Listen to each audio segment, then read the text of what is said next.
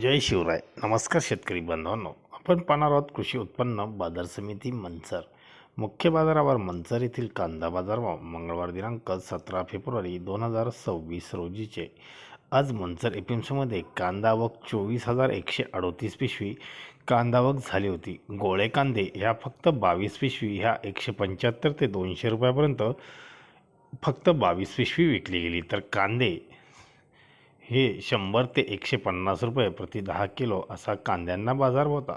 Super medium 50 ते 90 रुपये, गोल्टा गोल्टी 30 ते 50 रुपये असा बाजारभाव मंचर एपीएमसीमध्ये कांद्याला एकंदरीत पाहायला मिळाले. मंचरमध्ये आठवड्यातून 3 दिवस मंगळवार, गुरुवार व रविवार असे लिलाव असतात. धन्यवाद. व्हिडिओ आवडला शेअर लाईक नक्की करा. चॅनलला सबस्क्राईब करा. बेल आयकॉनला क्लिक करा.